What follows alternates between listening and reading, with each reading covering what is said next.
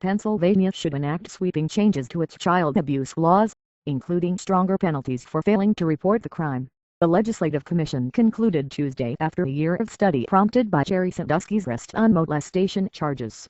The Pennsylvania Task Force on Child Protection recommended rewriting state law, redefining what constitutes child abuse and expanding the list of people who are required to report suspected abuse.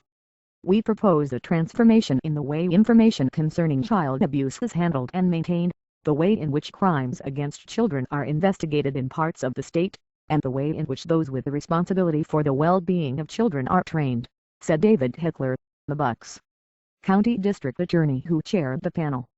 The recommendations are non-binding and will probably require a set of as-yet unwritten bills for the legislature to consider when it convenes for a new two-year session in January.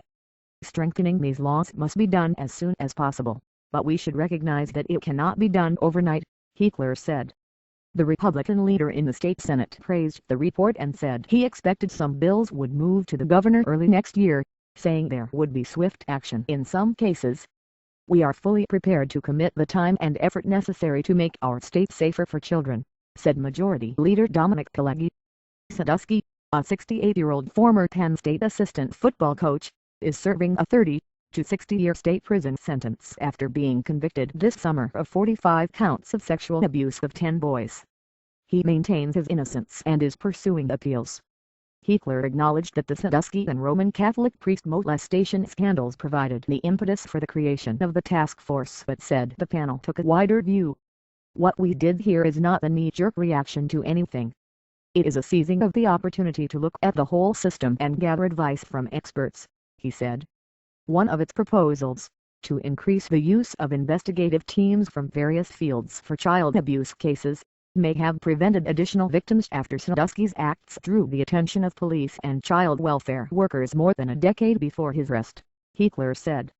I firmly believe if there had been a multidisciplinary team in Centre County in the late 90s and early 2000s, that you would have heard about Jerry Sandusky then, he said.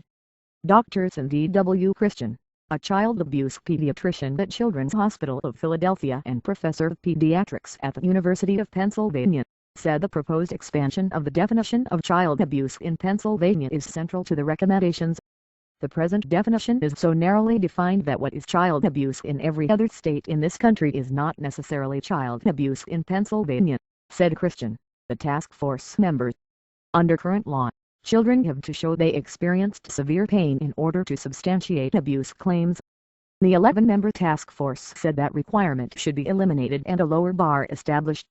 Other highlights of the recommendations include enlarging the pool of people labeled as perpetrators under one state law. Task force members said such a change would get more children help from county agencies, help authorities identify more abusers, provide a more complete picture of the amount of abuse and likely lead to more criminal investigations. The task force also suggested setting harsher penalties when people who are required to report abuse fail to do so. Those who should be required to report suspected abuse also should be expanded to include college administrators and employees, coaches, lawyers and computer repair people who encounter images of child abuse, the committee said. The definition of sexual abuse also should be expanded to include sexually explicit conversations, the panel said. Under the recommendations, more people would find themselves subject to the child endangerment criminal statute, including anyone who knowingly acts to prevent police or child welfare workers from learning of abuse in order to protect someone.